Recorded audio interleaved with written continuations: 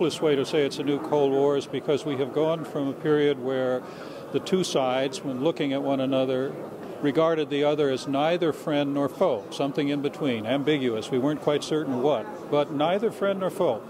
Now, since the Ukrainian events, we have clearly made it plain that we regard the other side as an adversary. So we're dealing with Russia, the U.S.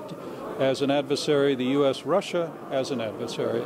Secondly, there are a lot of qualities that are like the original Cold War, even though there are fundamental differences, as I specified today. But aside from the fundamental differences, the first thing is we are, at this stage, treating the problem as essentially the result of the behavior of the other side, the nature of the other side. We're not paying any attention to the interaction that brought us to this point. That's very characteristic of the Cold War.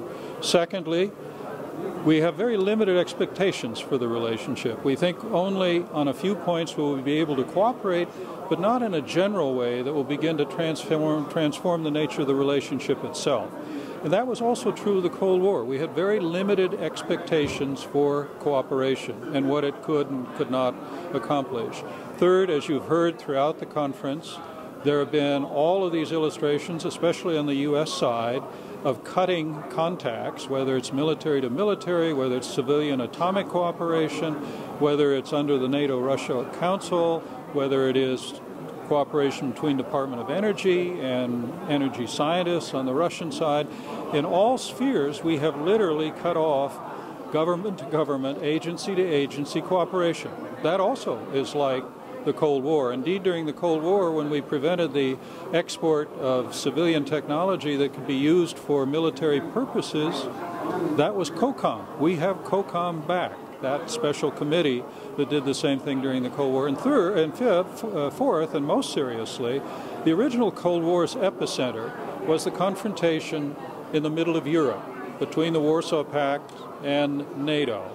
And it was over a divided Europe. We now have that line of confrontation reconstituted farther to the east, and we will build up military forces on both sides of it in the context of a part of Europe that is potentially unstable. Ukraine's in the middle of it, but there is potential instability in countries that are not part of any security system. Moldova is not in NATO. Moldova is not within the CSTO on the Russian side. So there are many respects, many aspects that are similar to the original Cold War.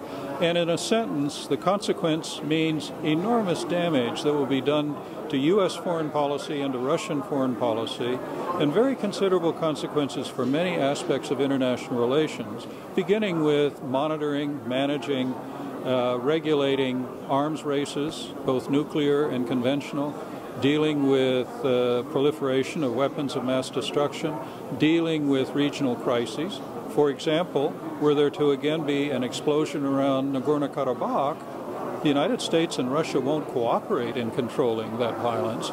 More likely, they will be looking at one another as potential sources of the trouble and dealing with one another as adversaries in that context. Same thing with respect to what is currently a very nervous situation, which is Transnistria in Moldova. And that also will apply to these other trouble spots in the Middle East.